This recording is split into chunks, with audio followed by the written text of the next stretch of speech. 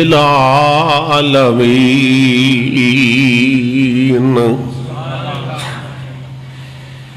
خالق السماء والأرضین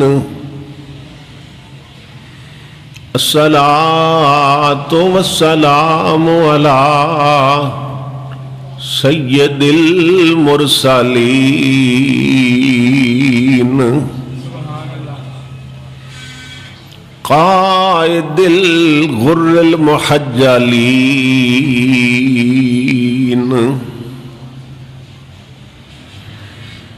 جد الحسن والحسین مولانا و مولا الثقلین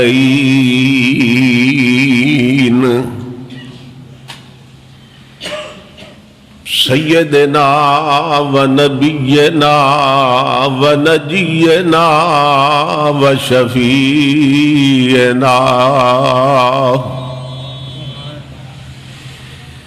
اعلانا و اولانا و مولانا محمد المبعوث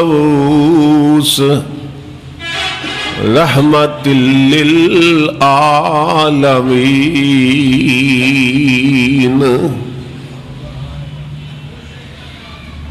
وعلى آلہ وَأَصْحَابِهِ الْكَامِلِينَ وَعَلَى عُلَمَاءِ مِلَّتِهِ وَأَوْلِيَاءِ أُمَّتِهِ وَأَهْلِ سُنَّتِهِ أَجْمَعِينَ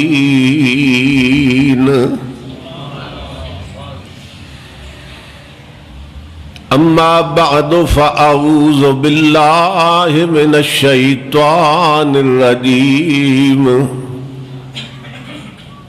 بسم اللہ الرحمن الرحیم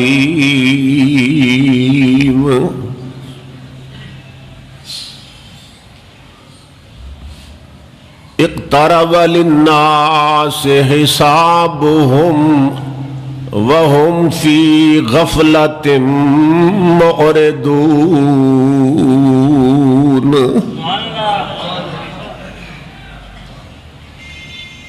صدق اللہ مولانا العظیم وبلغنا رسوله النبی الکریم الامین وَنَحْنُ عَلَىٰ ذَلِكَ لَمِنَ الشَّاهِدِينَ وَالشَّاكِرِينَ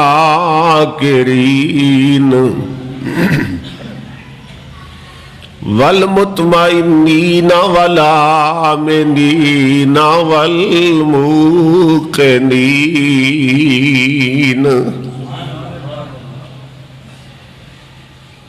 قد قال اللہ تبارک و تعالی فی شان حبیبہ محمد صلی اللہ علیہ وسلم مخبرا و آمرا ان اللہ و ملائکتہ یصلون علی النبی یا ایہا الذین آمنوا صلو علیہ وسلموا تسلیما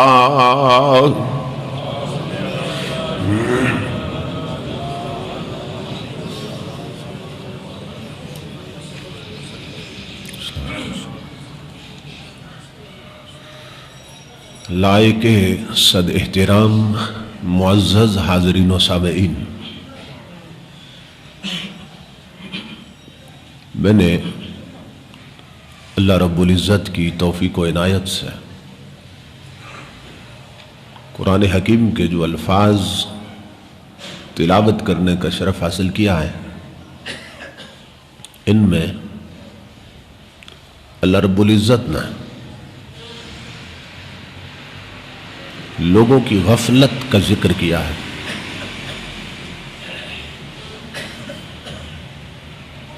کہ لوگ غفلت میں پڑے ہیں، غفلت کی زندگی گزار رہے ہیں اور غفلت کی چادروں میں لپٹے پھر رہے ہیں اور ان کا حساب قریب آن پہنچا ہے۔ اقترب للناس حسابہم، لوگوں کا حساب قریب آ گیا ہے۔ وہم فی غفلت معرضون، اور وہ غفلت میں منہ پھیر کے پھر رہے ہیں، ہماری چوکھٹ سے دور ہو رہے ہیں۔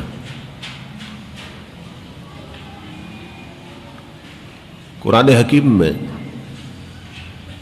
بہت سے مقامات پہ اللہ رب العزت نے غافلوں کو جگانے کے لیے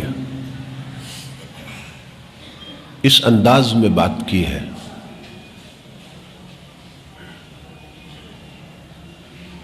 کہ جو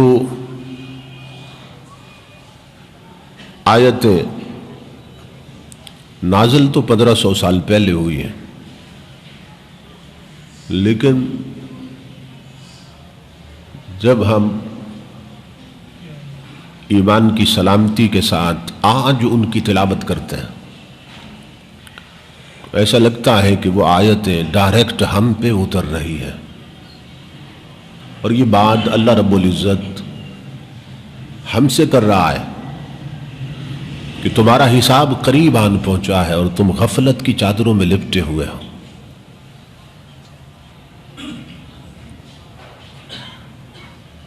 بزرگوں نے کہا، اولیاء اللہ کا فرمان ہے، سوتے کو جگانا آسان ہے مگر جاگتے کو جگانا مشکل ہے۔ ہم جاگتے ہیں مگر سو رہے ہیں۔ اب اس کے لیے کسی ایسی دلدوز چیخ کی ضرورت ہے کہ جو سو رہے ہیں وہ جاگ جائیں اور جو سونا چاہتے ہیں ان کا سونا ناممکن بنا دیا جائے۔ مگر افسوس یہ ہے کہ اس انداز پہ کوئی سوچ نہیں رہا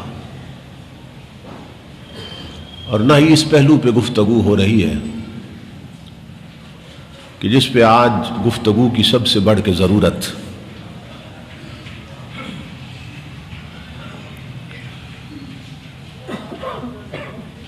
حضرت حذیفہ بن یمان رضی اللہ تعالیٰ عنہ، جن کے حوالے سے میں نے اس حدیث پاک پہ گفتگو کا آغاز کیا کہ جس کے راوی حضرت حذیفہ بن یمان ہے، کہ جس میں نبی اکرم صلی اللہ تعالیٰ علیہ وآلہ وسلم نے اپنی امت کی تباہی کی 72 علامتیں بیان کی، تو یہ حدیث پاک بھی حضرت حذیفہ سے ہی روایت ہے، یعنی اس کے راوی بھی حضرت حذیفہ ہیں، کہ جس میں نبی اکرم صلی اللہ تعالیٰ علیہ وآلہ وسلم نے قسم کھا کے فرمایا، والذی نفسی بیدہ لتأمرن بالمعروف ولتنہون بالمنکر، قسم ہے اس ذات کی جس کے قبضے میں میری جان ہے، لوگوں تمہیں ضرور بضرور نیکی کی تبلیغ کرنی ہوگی اور برائی سے روکنا ہوگا۔ اگر تم نے نیکی کی تبلیغ چھوڑ دی اور برائی سے روکنا اور منع کرنا چھوڑ دیا، یعنی تبلیغ چھوڑ دی، تو لَيُوشِكَنَّ اللَّهُ أَن يَبْعَثَ عَلَيْكُمْ عَذَابًا مِّنْهُ فَتَدْعُونَهُ فَلَا يَسْتَجِيبُ لَكُمْ۔ اگر یہ نہ رہا تبلیغ کا سلسلہ تو پھر اللہ رب العزت تمہیں ایسے عذاب میں گھیر دے گا کہ تم دعائیں مانگو گے مگر دعائیں قبول نہیں ہوں گی۔ تو ہم ایسے ہی وقت سے گزر رہے ہیں، ایسے ہی فتنوں کے دور سے گزر رہے ہیں کہ جس کی خبریں نبی اکرم صلی اللہ تعالیٰ علیہ وآلہ وسلم نے 1500 سال پہلے دی تھی،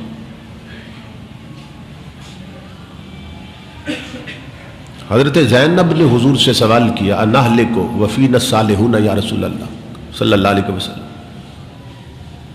آقا کیا آپ کی امت ایسی حالت میں بھی ہلاک ہو سکتی ہے، تباہ ہو سکتی ہے،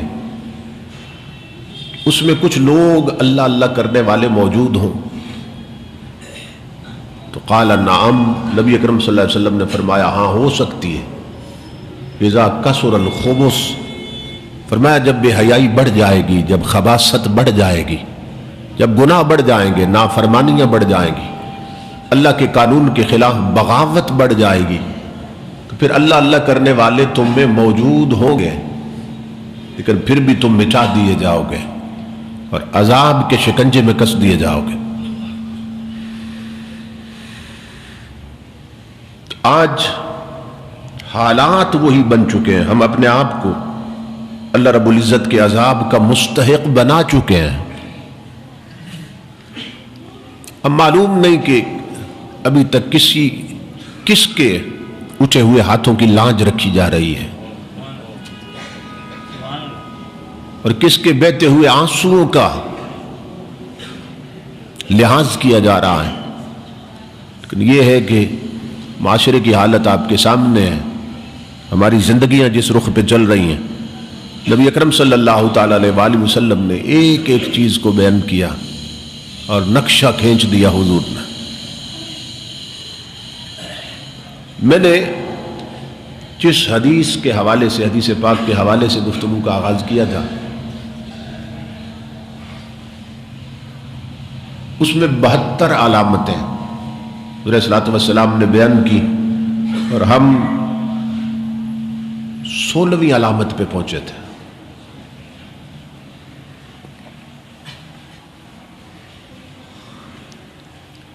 اس سے پہلے جو کچھ بیان کیا جا چکا ہے، 16 علامتیں جو بیان کی جا چکی ہیں، اس میں سے کوئی ایک شے بھی ایسی نہیں ہے کہ جو اب اس وقت ہم میں نہ پائی جاتی ہو۔ اب آگے جو بیان ہونے والی ہے، ہر شخص سوچتا جائے اور غور کرتا جائے کہ ان میں سے کوئی شے مجھ میں تو نہیں پائی جاتی، یا میرے گھر میں تو نہیں پائی جاتی، یا ہمارے معاشرے میں پائی جا رہی ہے یا نہیں پائی جا رہی۔ ہر شخص، یہ ایک آئینہ ہے جو حضور نے دکھا دیا، جس میں ہم اپنا حال دیکھ سکتے ہیں۔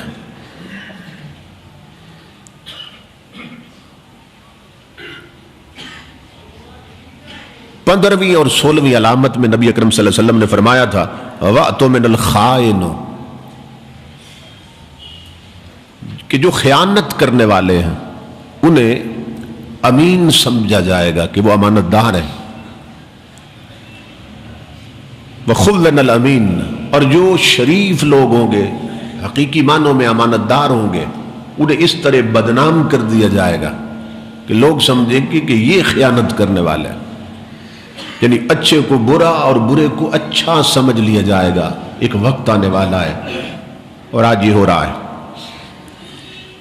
17ویں یعنی 17ویں نشانی حضور نے فرمائی وَصُدِّقَ الْكَاذِبُ، اور جو جھوٹا ہوگا اس کو سچا کہا جائے گا، یہ سچ بول رہا ہے۔ وہ جھوٹ بول رہا ہوگا لیکن اس کے حمایتی، اس کی پارٹی کے لوگ، اس کے پلیٹ فارم سے ووٹ لے کے اسمبلیوں تک پہنچنے والے ان کے جھوٹ کو سچ بتا رہے ہوں گے، نہیں یہ تو سچ بول رہے ہیں۔ لوگ جھوٹی گواہی دیں گے، لوگ جانتے ہوں گے جھوٹ بول رہا ہے، مگر اس کے باوجود اس کی حمایت کی جائے گی، اس کا ساتھ دیا جائے گا اور شریف آدمی کو ذلیل کر دیا جائے گا۔ 18ویں علامت نبی اکرم صلی اللہ علیہ وسلم نے بتائی وَكَثُرَ الْقَذْفُ، کہ لوگ نہیں ڈریں گے، گناہ کبیرہ ہوگا مگر ایک دوسرے پہ جھوٹی تہمتیں لگائیں گے۔ ایک وقت آئے گا لوگ ایک دوسرے پہ جھوٹی تہمتیں لگائیں گے، فلاں ایسا ہے، فلاں ایسا ہے، اور بڑی بڑی تہمتیں لگائیں گے، لیکن اگر پوچھ لو کہ ثبوت ہے تو چپ لگ جائے گی۔ کیونکہ کسی پر تہمت لگائیں اس کے لیے گواہوں کی ضرورت ہے، گواہ ہے نہیں پاس، تو یہ ہے کہ یہ پھر تہمت ہو گئی، بغیر دلیل کے اور بغیر ثبوت کے اس کے کردار کو مسخ کیا ہم نے جس پر تہمت لگائی، اور قیامت کے میدان میں اللہ رب العزت وہ نوشتہ تقدیر لکھا ہوا سارا کچھ سامنے کر دے گا اور فرمائے گا کہ یہ جو تو نے تہمت لگائی تھی اب اس پر گواہ پیش کر ورنہ جہنم کے لیے تیار ہو جا۔ آج دیکھ لیں ہمارے معاشرہ میں عورتیں عورتوں پہ تہمت لگا رہی ہیں، مرد مردوں پہ تہمت لگا رہے ہیں، اور یہ ہمیں معلوم نہیں کہ یہ صغیرہ گناہ نہیں، یہ کبیرہ گناہ ہے۔ جو جھوٹی تہمت لگاتا ہے، جو کسی پہ بغیر ثبوت کے کوئی تہمت لگاتا ہے، تو قیامت کے دن اسے گواہ پیش کرنے ہوں گے، گواہ کہاں سے لائے گا؟ اس گرمی میں جب سورج سوا نیزے پہ زمین تانبے کی طرح تپ رہی ہے، اللہ فرمائے گا گواہ تلاش کرو اس تہمت پہ جو تو نے لگائی تھی۔ پھر رہا ہوگا، پیاس سے پہلے ہی زبان نکلی ہوگی، پھر گواہوں کی تلاش میں شاید کوئی مل جائے، لیکن یہ اس اپنی عقل کا فطور ہوگا۔ اس دن گواہ کون ملے گا؟ یوم یفر المرء من اخیہ وامہ وابیہ، جس دن ماں بیٹی کو بھول جائے گی، والدین اولاد کو چھوڑ دیں گے، بھائی بھائیوں کو چھوڑ دیں گے، محبت کرنے والی بیویاں خامدوں کو پہچاننا چھوڑ دیں گی کہ آج کہیں اس کے گناہ ہمارے کھاتے میں نہ پڑ جائیں اور اس کے کسی جرم پر ہمیں گواہ نہ بنا دیا جائے۔ اس دن گواہ کہاں سے لائیں گے؟ لیکن آج یہ ایسی بیماری ہے جو معاشرے میں اس حد تک عام ہے کہ ہر خاص و عام اس میں مبتلا ہے، اور حضور نے فرمایا کہ میری امت پہ ایک وقت آنے والا ہے اور یہ قرب قیامت کی علامتوں میں سے ہے کہ جھوٹی تہمتیں لگائی جائیں گی۔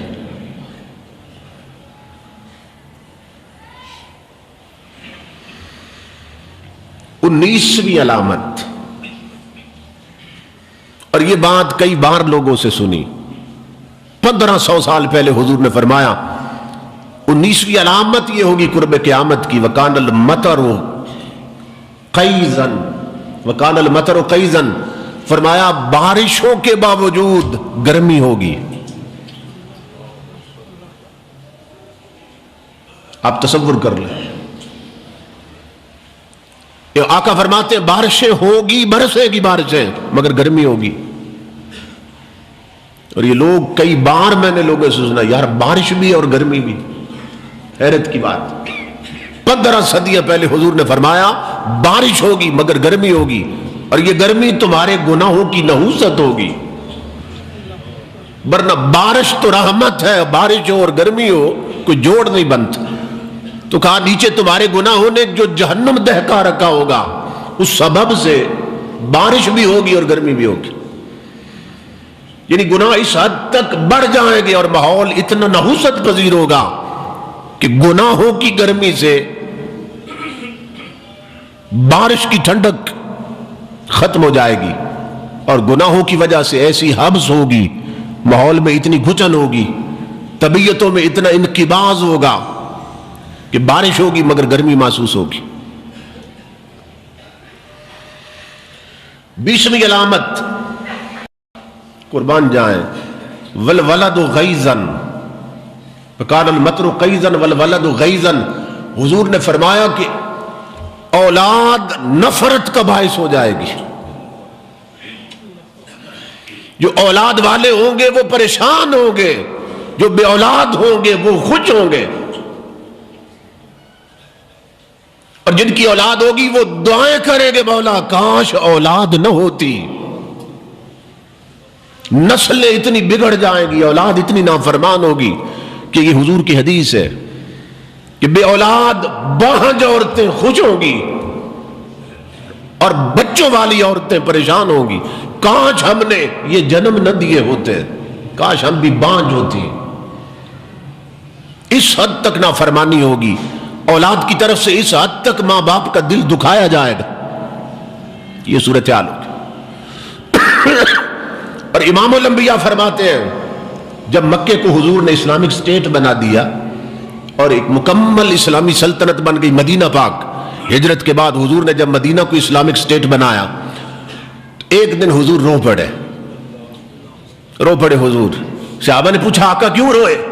امام الانبیاء نے فرمایا لوگوں میری ایک تمنا تھی جو رہ گئی،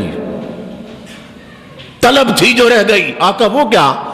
فرمایا میری ایک طلب تھی کہ بلال اذان دیتا، پھر تکبیر پڑھتا، مسجد بری ہوتی، میں مصلی پہ ہوتا، میں فرض نماز پڑھا رہا ہوتا، اور میرے حجرے سے مجھے میری ماں آواز دیتی محمد آؤ۔ فرماتے اللہ کی عزت کی قسم میں فرض چھوڑ کے دوڑتا ہوا ماں کے قدموں میں گر جاتا۔ آقا فرماتے ہیں میری ایک طلب تھی لوگوں جو رہ گئی، پوری نہیں ہوئی، ایک تمنا تھی جو پوری نہیں ہوئی، اور وہ رسول جس کے لیے پوری کائنات جھکے، اس کی نظر میں ماں کا درجہ یہ ہے کہ فرض چھوڑ کر قدموں پہ گرنے کے لیے تیار نہیں۔ امام الانبیاء کے غلاموں ہماری تو کوئی حیثیت ہی نہیں ہے۔ کتنے لوگ ہیں جن کے ماں باپ رو رہے ہیں، خون کے آنسو روتے ہیں، جنہوں نے نہ جانے کتنی منتیں مانی تھیں تو تمہیں حاصل کیا تھا، کتنے درباروں پہ پھرے تھے، کتنی دعائیں مانگ کر کتنے آنسو گرائے تھے مولا اولاد دے، اور اب نہ جانے کتنے آنسو بہہ گئے کہ مولا کاش نہ دی ہوتی۔ ہم بھول گئے۔ وہ کسی نے بڑی غضب کی بات کی ہے، میں جب انگلینڈ میں جاتا ہوں، دوسرے ممالک میں دیکھتا ہوں، وہاں بچے عیاشیوں میں ہیں،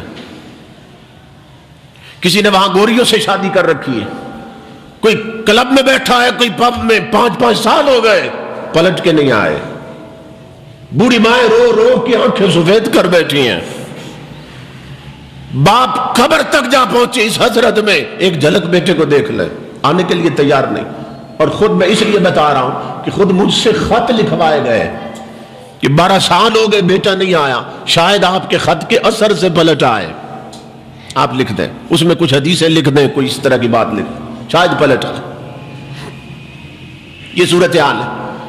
وہ کسی نے کہا کہ اس کو میں تھوڑا سا بدل کے کہہ رہا ہوں، یورپ جا کے پڑھنے والے بھول گئے یا یورپ جا کے بسنے والے بھول گئے کس کی ماں نے کتنا زیور بیچا تھا۔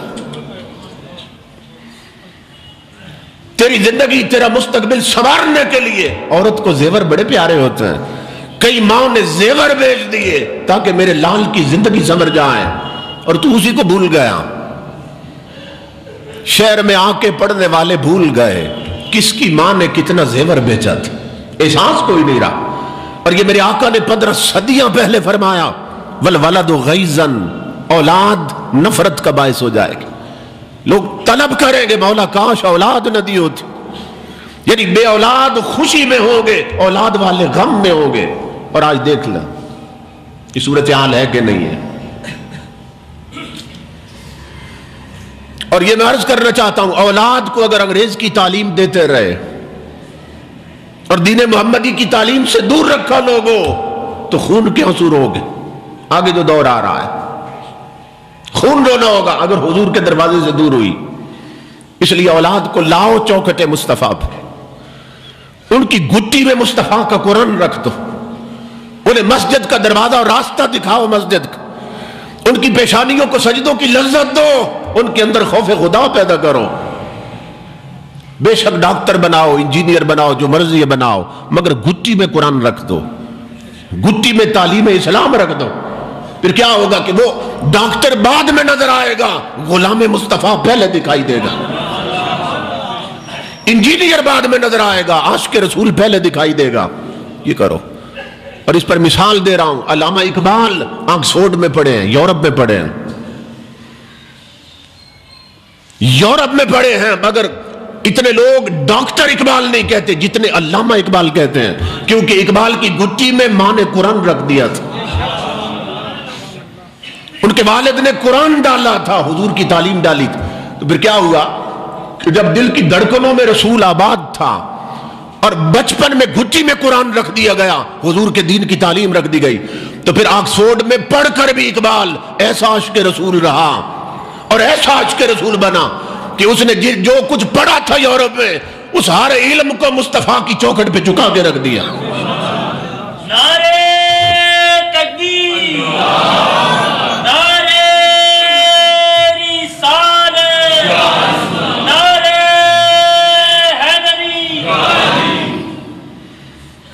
والولد غیظاً، اولاد غصے کا باعث ہوگی، نفرت ہوگی اولاد سے، کاش یہ نہ ہوتے۔ 21ویں علامت وفاض اللعام فیضاً، اور کمینے لوگ ان کے ٹھاٹھ بانٹ ہوں گے،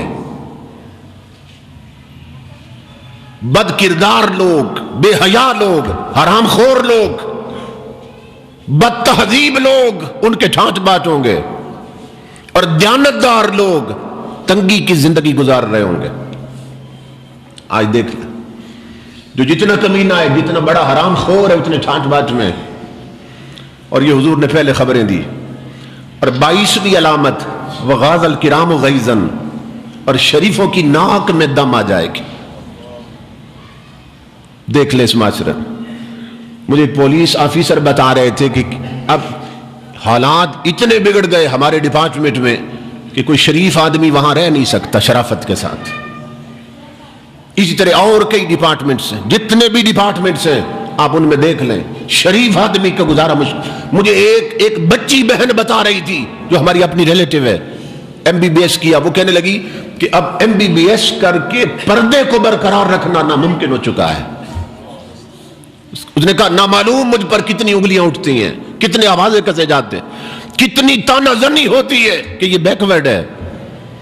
وہ کہتی ہے میں نے تو اپنے پردے کو بچا رکھا ہے، اللہ کا فضل ہے، لیکن یہ ہے کہ اب پردہ بچانا ناممکن ہو گیا کہ بچی کوئی پردہ کر نہیں سکتی کسی ڈپارٹمنٹ۔ یہ صورتحال، تو شریف لوگوں کی زندگی دو بار ہو جائے گی۔ حضور نے فرمایا ایسا وقت آئے گا۔ اور 23ویں علامت، اور اس کو غور سے سنیے، وَكَانَ الْأُمَرَاءُ وَالْوُزَرَاءُ كَذَبًا، امام الانبیاء نے فرمایا ایک وقت آئے گا میری امت پر بادشاہ بھی جھوٹے ہوں گے، ان کے وزیر بھی جھوٹے ہوں گے، بادشاہ اور حکمران بھی جھوٹ بولیں گے، ان کے وزیر بھی جھوٹ بولیں گے۔ اور آج دیکھ لو، جس پارٹی کے پلیٹ فارم سے ٹکٹ لے کر وہ کامیاب ہوا ہے، اس پارٹی کا وزیر اعظم یا اس پارٹی کا صدر جو مرضی ہے غنڈہ گردی کرتا پھرے، چونکہ اس نے اس کے ٹکڑے کھائے ہیں اور اسی کی پارٹی سے وہ ٹکٹ لے کر کامیاب ہوا، تو وہ اس کے قصیدے پڑھتا رہتا۔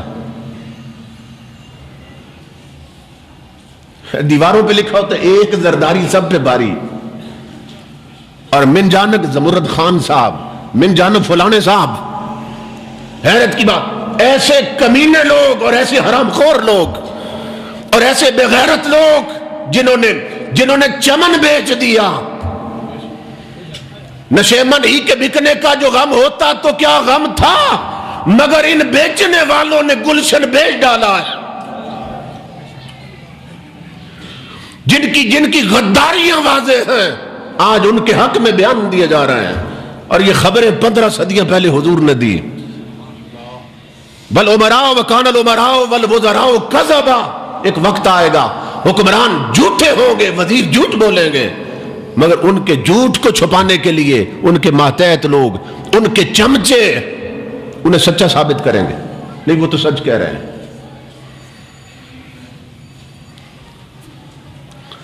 یہ مولانا کوثر نیازی تھے نا، بھٹو کے وزیر تھے، اللہ معاف کرے اس بندے کو، بھٹو کے وزیر تھے، لیاقت باغ میں جلسہ ہو رہا تھا۔ اب دیکھیں نا، علم شریعت پڑھا ہے مگر بک گیا بندہ، علم شریعت پڑھا مگر غلط راستے پہ رہا، غلط لوگوں سے صحبت اور سنگت رہی۔ اب کیا کہہ رہا ہے، خطاب کے دوران کہنے لگے بچوں سورج ہے ہم اس کی کرنیں ہیں، بٹو پھول ہے ہم اس کی خوشبو ہیں، بٹو چاند ہے ہم اس کی چاندنی ہے۔ ایک غیرت مند بندہ سامنے بیٹھا تھا، اس نے کہا سنو بٹو دیگ ہے تم اس کے چمچے ہو، ظالموں کچھ حیا کرو۔ ایک عالم شریعت مصطفیٰ کا ایک شرابی کے حق میں بول رہا ہے، تو یہ صورتحال یہ حضور نے پہلے فرمایا یہ ہونے والا ہے اور یہ ہو رہا ہے۔ مکان الامراء والوزراء کذبا، جھوٹے ہوں گے، انہیں احساس تک نہیں۔ سلجوکی حکمران، سلجوکی خاندان کا ایک حکمران، ایک ملک شامی گزرا ہے، کسی علاقے میں گیا، آرمی بھی ساتھ تھی، تو وہاں ایک غریب عورت کی ایک گائے تھی، غریب عورت کی گائے. تو جو آرمی کے لوگ تھے انہوں نے کیا کیا، بادشاہ تو کہیں دور تھا، انہوں نے وہ گائے لے کے ذبح کر کے اس کے کباب بنا کے کھا گئے، اور اسی کے دودھ پر اس غریب عورت کے 3 بچوں کا گزارا تھا، اسی کے دودھ پہ گزارا تھا. عورت بہت روئی، بڑی منت کی، مگر جو حرام خور ہو وہ ٹلتے کب ہیں. آرمی حرام خور تھی، وہ کب چلے؟ انہوں نے وہ کھا لی. اسے کسی نے بتایا کہ بادشاہ سیر کے وقت نکلے گا صبح، اور فلاں جو پل ہے نا دریا کی، اس سے گزرے گا، اگر اس تک آواز پہنچاؤ اور تمہاری آواز مؤثر ہو گئی تو پھر تیرا یہ بدلہ اتارا جا سکتا ہے.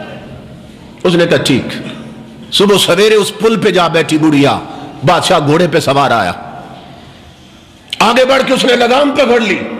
اس نے کہا بڑھیا تو کون ہے؟ غضب کی آنکھوں کے ساتھ کہنے لگی بادشاہ صرف ایک بات کا جواب لینے آئی ہوں کہ میری گائے کا حساب اس پل پہ دو گے یا اس پل پہ دو گے؟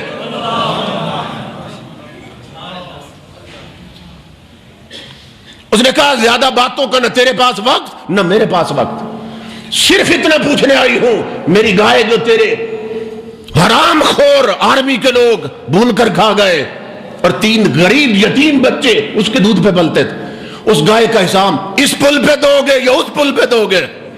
بس اتنی بات نے بادشاہ کو تھرا کے رکھ دی. گر پڑا چیخ مار کر گھوڑے سے، کہنے لگا بی بی اس پل کے مسئلے نہ چھیڑ، اسی پل پہ دیتا ہوں، بتا کیا ہے؟ اس نے کہا اس طرح گائے انہوں نے ذبح کر دی. اس نے کہا اس کے بدلے میں تجھے 70 گائیں دیتا ہوں تاکہ میرے گناہ کا کفارہ ہو جائے. 70 گائیں. اور امام الانبیاء کی حدیث ہے کہ عدل کرنے والے حکمران رب کی رحمت کے سائے میں رہتے ہیں، اور ظلم کرنے والے حکمران رب کی لعنتوں کے حصار میں رہتے ہیں. آقا نے فرمایا ایک وقت آنے والا ہے وَكَانَ الْأُمَرَاءُ وَالْوُزَرَاءُ كَذَبَ، جھوٹ بولیں گے وزیر بھی اور بادشاہ بھی. اور 24ویں علامت وَالْأُمَنَاءُ خَوَنَا، وَالْأُمَنَاءُ خَوَنَا، یہ بھی بڑی عجیب بات. فرمایا معاشرے میں اس طرح گھٹن ہوگی، راستے اتنے تنگ ہو جائیں گے کہ شریف لوگ بھی رشوت لینے لگ جائیں گے، جو پہلے امانت دار ہوں گے وہ بھی خائن ہو جائیں گے، بددیانت ہو جائیں گے، خیانت کار ہو جائیں گے. اب بہت سے لوگ ہیں جب آفیسر بنے یا کسی پوسٹ پہ پہنچے پہلے نہیں لیتے، بچائے رکھتے ہیں، لیکن ماحول ایسا بن گیا کہ پھر وہ بھی اس میں ملوث ہو جاتے ہیں. ادھر بیگمات کے تقاضے ہوتے ہیں کہ فلاں جو دیکھو نا فلاں بھی تمہاری پوسٹ کے مطابق اس کے پاس پوسٹ، وہ بھی ایسی ہے تو بھی ایسی ہے، اس کے دیکھ کتنے بڑے بنگلے ہیں، کتنی قیمتی اس نے گاڑی رکھی ہے، اور تو صوفی بنا بیٹھا. کچھ عورتیں خامدوں کو گمراہ کر کے حرام کے راستے پہ چلا دیتی، دونوں مارے جائیں گے، جس نے مشورہ دیا وہ بھی، جو چل پڑا وہ بھی. تو حضور نے فرمایا ایسا ماحول ہوگا، ایسا حالات بن جائیں گے کہ امین لوگ بھی نیک لوگ بھی برے ہو جائیں گے، حلال کھانے والے بھی حرام کھانے لگیں گے. ایک وقت آنے والا ہے اور وہ ہم اپنی آنکھوں سے دیکھ رہے ہیں. اور اس کی ایک اور وجہ امام الانبیاء نے حدیث پاک میں فرمایا کاد الفقر و یکون کفرن، یہ جو تنگ دستی ہے نا، ہاتھ تنگ ہو جانا، یہ جو غریبی ہے اور حالات اس طرح کے بن گئے گھٹن پہ مبنی، تو حضور نے فرمایا کہ قریب ہے کہ غریبی بندے کو کافر کر دے. یعنی ابھی تو یہ جو مہنگائی بڑھ رہی ہے اس کی وجہ سے لوگ رشوت خور ہو گئے، بعض لوگ اس کی وجہ سے کچھ حرام خور ہو گئے، ملاوٹ کرنے لگے. لیکن حضور نے فرمایا یہ غریبی کفر تک بھی لے جاتی ہے، اور دولت کی ہوس بندے کو کفر سے بھی پیچھے نہیں لوٹاتی، کفر کا بھی ارتکاب کر بیٹھتا.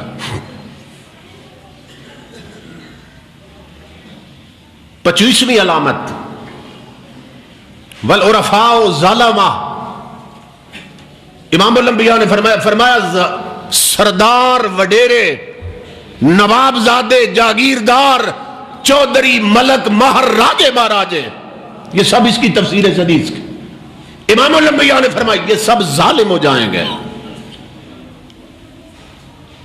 آپ بلوچستان میں دیکھ لیں، آپ سندھ میں دیکھ لیں، آپ ادھر پنجاب کے یہ بار موسا اور سرگودا، میں جاتا رہتا ہوں اس علاقے میں جنگ، اس میں دیکھ لیں بڑے بڑے چودھری، راجے مہاراجے، سردار، وڈیرے، نوابزادے اور زمیندار، انہوں نے اپنی جیلیں بنا رکھی ہیں۔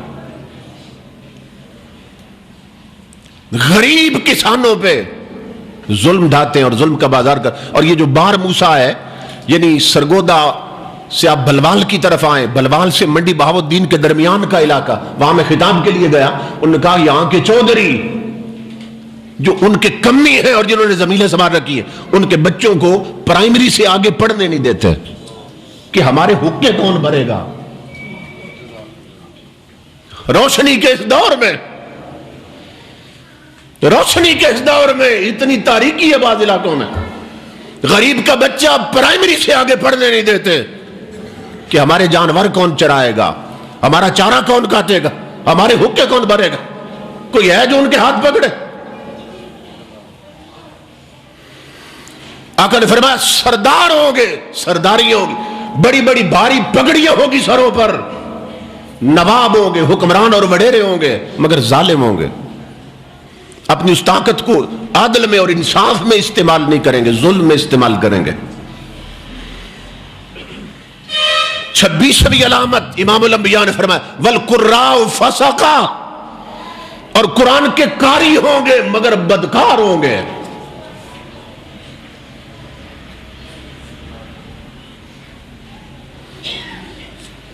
قرآن کے قاری ہوں گے، پڑھنے پڑھانے والے، بدکار ہوں گے۔ مدرسوں کا نظام اگر آپ دیکھیں ادھر صوبہ سرحد میں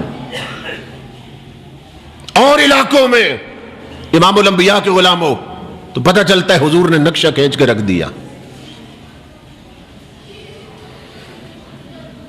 میں اس بات کو زیادہ بیان اس لیے نہیں کر رہا، کیسٹ بن رہی ہے، کہیں مائیں بہنیں بیٹیاں بھی سنیں گی، اس کو کھولتا نہیں ہوں زیادہ، لیکن جو آقا نے فرمایا وہ ہو رہا ہے۔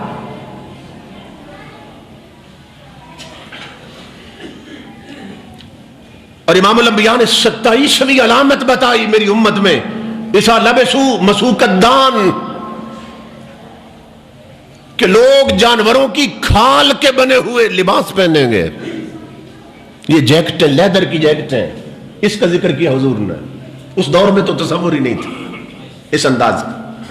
آقا نے فرمایا مہنگا لباس پہنیں گے، لیدر جیکٹیں پہنیں گے، جانوروں کی کھال کے بنے ہوئے لباس پہنیں گے۔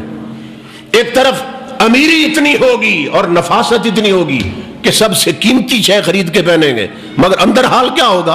وَقُلُوبُهُمْ أَنْتَنُ مِنَ الْجِيفِ، اور ان کے دل مردار سے بھی زیادہ بدبودار ہوں گے۔ کسی مردار مرے ہوئے کے ڈھانچے سے اتنی بدبو نہیں آئے گی جتنے ان کے دل سے اٹھے گی، یعنی تن اجلے ہوں گے، من میلے ہوں گے۔ سوچو تو سلوٹوں سے اٹی ہے تمام روح، اور دیکھو تو ایک شکن بھی نہیں ہے لباس میں۔ دلوں پہ گناہوں کی کتنی جھریاں پڑ گئیں اور لباس میں ایک شکن بھی نہیں آنے دیا۔ تن صاف ہوں گے، من گندے ہوں گے، ظاہر صاف ہوگا، باطن گندا ہوگا۔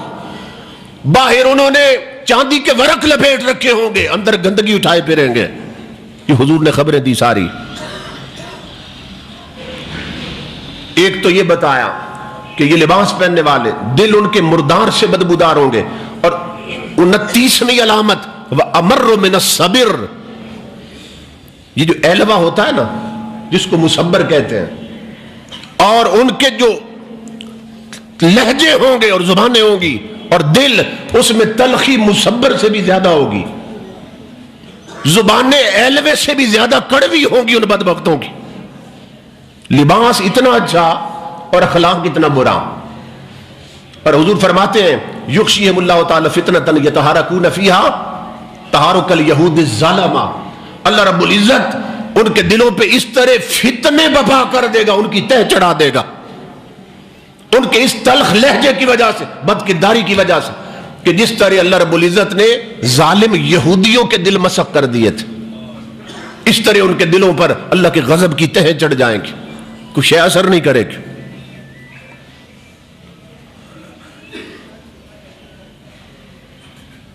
تیسری علامت امام الانبیاء نے فرمایا وَتَظْهَرُ الصَّفْرَاءُ یعنی الدَّنَانِیر،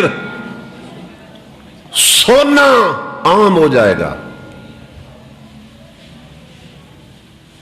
غریب ہوگا یا امیر، سب نے سونا پہن رکھا ہوگا۔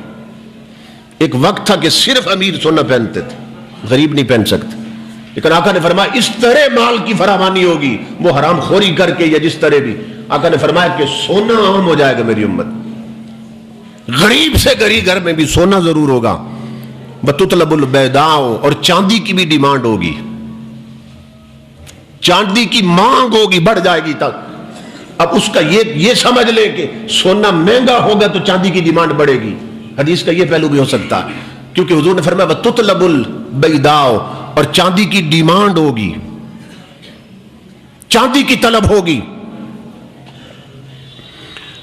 32ویں علامت وَتَكْثُرُ الْخَطَايَا، اور میری امت میں گناہ کرنے والوں کی اکثریت ہو جائے گی، نیکی کرنے والے گھٹ جائیں گے، گناہ کرنے والے بڑھ جائیں گے۔ دیکھ لیجئے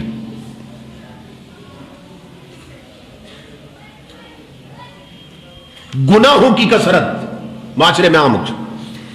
اور 33ویں علامت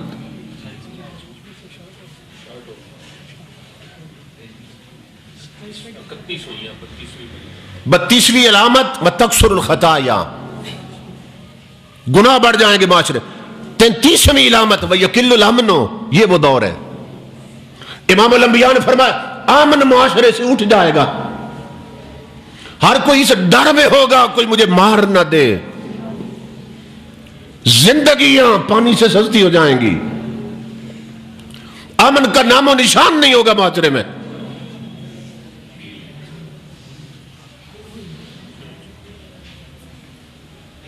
جبکہ ایک وقت یہ تھا، اب امن اس حد تک اٹھ گیا کہ انسانی زندگی سب سے زیادہ خطرے میں ہے، یعنی پرندے امن میں ہیں، درندے امن میں ہیں، اور انسان خطرے میں ہے۔ وہ کسی نے کہا کہ بھاگتے کتے نے اپنے ساتھی کتے سے کہا، آج معاشرے کی حالت، ورنہ پہلے یہ تھا دشمن کو کہتا تھا میں تجھے کتے کی موت ماروں گا، اور آج حالت یہ ہو گئی کہ بھاگتے کتے نے اپنے ساتھی کتے سے کہا بھاگ ورنہ آدمی کی موت مارا جائے گا۔ انسانیت کی اتنی تذلیل ہونے لگی، انسانی خون اتنا سستا ہو گیا کہ لوگ خون بہاتے ہوئے دریغ نہیں کرتے۔ اخباریں بڑی آپ روز پڑھیں، میں ایک سروے رپورٹ پڑھ رہا تھا عرب شریف کی، اسلام کیسا دین رحمت، عرب شریف کی بہت عرصہ پہلے کی بات ہے، سروے رپورٹ میں نے پڑھی، وہاں آپ جانتے ہیں مکمل دینی نظام نافذ نہیں ہے، اسلام کا مکمل نظام نافذ نہیں عرب میں، 2-4 چیزیں انہوں نے سختی سے نافذ کر رکھی، اور وہ بھی دوسروں کے لیے۔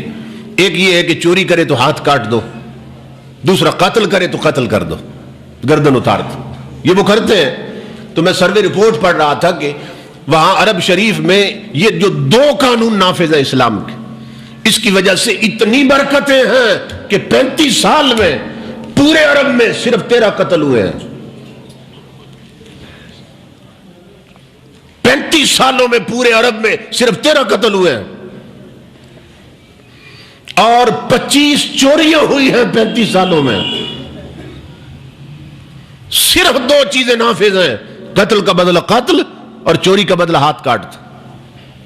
35 سالوں کا یہ حال ہے، یہاں ایک دن میں نہیں 1 گھنٹے میں پورے ملک میں نہ جانے کتنے قتل ہو جاتے ہیں۔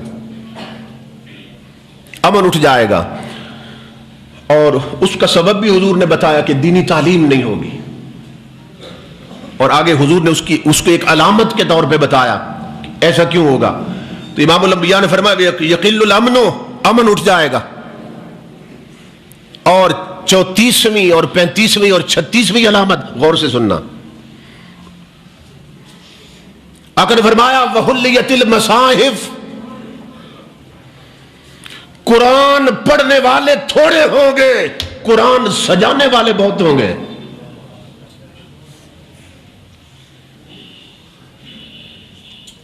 چھاپا خانوں سے جو قرآن چھپ رہے ہیں، تاج کمپنی کے، فلاں کمپنی، یہ حامد اینڈ کمپنی ہے، یہ تاج کمپنی ہے، ان کو دیکھیں تو قیمتی کاغذ چمک نکل رہی ہے، مہنگے سے مہنگا قرآن ملتا ہے، پڑھنے والا کوئی نہیں۔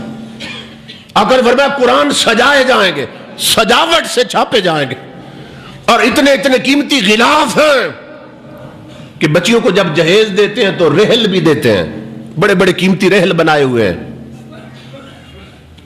جو لکڑی سے بناتے ہیں چیزیں خوبصورت، بڑے بڑے قیمتی رحل بھی ہیں، اور ان پر قیمتی غلاف ریڈی میڈ ملتے ہیں، غلاف بنے ہوئے بہت قیمتی ویلوٹ، اور ان پر چترکاری بھی ہے، ڈیکوریٹ بھی کیے گئے۔ تو امام الانبیاء کے غلام وہ دیتے ہیں بیٹیوں کو رخصتی کے وقت، مگر پڑھتا کوئی نہیں، گھروں میں رکھے ہیں مگر تلاوت نہیں ہو رہی۔ آقا نے فرمایا ایک وقت آئے گا قرآن سجانے والے بہت ہوں گے، پڑھنے والے نہیں ہوں گے، کٹ جائیں۔ دیکھ لیں صورتحال، بلکہ اس حد تک لوگوں نے قرآن کو سجا دیا کہ سونے کے تار سے بھی قرآن لکھ دیا، بعض لوگوں نے سونے کے پانی سے پورا قرآن لکھ دیا، سجاوٹ اس تک ہے مگر پڑھتا کوئی نہیں، پڑھنے والے بہت کم ہے قرآن۔ اور 35ویں علامت وَسُوِّرَتِ الْمَسَاجِدِ، فرمایا مسجدوں کو ڈیکوریٹ کیا جائے گا، مسجدیں سجائی جائیں گی مگر نمازی کوئی نہیں ہوگا۔ ہر مسجد میں قالین بچھے ہوں گے، ٹائلیں لگی ہوں گی، ہر مسجد میں آئینہ بندی ہوگی، ہر مسجد میں قیمتی پنکھے، سجاوٹ ہوگی مسجدوں میں، مگر نمازی کوئی نہیں ہوگا۔ آج دیکھ لیں ہمارا حال یہ ہے کہ ہمارے محلے میں جہاں میں رہتا ہوں، انہوں نے بتایا کہ وہاں یہ اس دور کی، یعنی آج سے میرے خیال ہے کہ 15 سال پہلے کی بات، 10-15 سال پہلے کی بات، مجھے بتایا گیا کہ اس مسجد کا جو صرف مینار ہے چھوٹا سا، اس پر 1 لاکھ روپیہ خرچ ہوا ہے، اور مسجد میں مدرسہ کوئی نہیں تھا جس میں بچے قرآن پڑھ سکے، یعنی جو چیز ضروری تھی اسے چھوڑ دیا، اور جسے تھامے رکھنا تھا، جس پر توجہ کی، اس کی طرف کسی نے دھیان ہی نہیں دیا۔ مسجدوں کی ٹائلیں چمک رہی ہیں، بنانے والوں کی اولاد کے چہرے بجھ گئے، دل بجھ گئے۔ وہ عبدالحمید عدم نے غالباً کہا اور بڑی خوبصورت بات کی، وہ کہتا ہے رہبروں کے ضمیر مجرم ہیں، ہر مسافر یہاں لٹیرا ہے، معبدوں کے چراغ گل کر دو، قلب انسان میں اندھیرا ہے۔ مسجد میں تم نے فانوس لگا کے روشنی کر دی، مسجدیں اس لیے نہیں تھیں کہ مسجدیں روشن کی جائیں، اور یہ اس لیے تھیں کہ تمہارے بجھے ہوئے دل یہاں روشن کیے جائیں۔ آؤ اور اپنے دل مانجو اور اندر روشن کرو، اور اس کا کسی نے انتظام نہیں کیا۔ حضور نے فرمایا سُوِّرَتِ الْمَسَاجِدِ، مسجدیں سجائی جائیں گی۔ اور 36ویں علامت امام الانبیاء نے فرمایا وَطُوِّلَتِ الْمَنَائِرِ، قربان جائیں، لوگ کہتے ہیں دیوار کے پیچھے کی خبر نہیں، میرے آقا نے فرمایا مسجدیں اندر سے سجائی جائیں گی، قرآن کو زینت دی جائے گی مگر پڑھنے والے کم، مسجدیں سجائی جائیں گی مگر نمازی کم، اور اسی طرح مینار اونچے کیے جائیں گے مسجدوں کے مگر ویران ہوں گی۔ طُوِّلَتِ الْمَنَائِرِ، حضور نے فرمایا یہ ایک ریس لگ جائے گی مسجد بنانے والوں، فلاں مسجد کا مینار اتنا ہے تو ہم نے اس سے تھوڑا اونچا رکھنا ہے۔ طُوِّلَتِ الْمَنَائِرِ، حضور نے فرمایا مینارے مسجدوں کے بہت اونچے بنائے جائیں گے۔ 37ویں علامت، آخری عرض کر رہا ہوں، 37ویں علامت، اور یہ سارا کچھ حضور نے فرمایا، پھر آگے اس کا گویا نتیجہ دیا ایک علامت کے طور پر، وَخُرِّبَتِ الْقُلُوبُ، وَخُرِّبَتِ الْقُلُوبُ، حُلِّيَتِ الْمَصَاحِفِ، وَسُوِّرَتِ الْمَسَاجِدِ، وَطُوِّلَتِ الْمَنَائِرِ، قرآن کو سجاوٹ دی جائے گی، مسجدوں کو ڈیکوریٹ کیا جائے گا، مینارے بلند کیے جائیں گے، مگر اندر حال یہ ہوگا کہ دل بگڑے ہوئے ہوں گے، دل گندے ہوں گے، دلوں میں نفرتیں ہوں گی، کدورتیں ہوگی، غیظ بھرا ہوگا۔ اور یہ مسجد بنی اس لیے تھی کہ دل سنوارے جائیں، تو جس کے لیے مسجد بنی تھی وہ دل بگڑے ہوئے ہوں گے، باقی ہر شے سنوری ہوئی ہوگی۔ تو یہ وہ علامتیں ہیں جو امام الانبیاء نے بتائیں اور آج ہم اپنی آنکھوں سے دیکھ رہے ہیں۔ امام الانبیاء کے غلاموں، یہ 37ویں علامت ہے جو میں نے آج بیان کی۔ انشاءاللہ تعالی آئندہ جمعہ پہ اس سے اگلی علامات ذکر کریں گے جتنی اللہ نے توفیق دی۔ اللہ پاک حضور کے توسل سے ہم سب کو ان خامیوں سے، خطاؤں سے بچنے کی توفیق عطا فرمائے اور حضور کے توسل سے معاشرہ کی حالت کو سنوارے۔ وما علینا الا البلاغ۔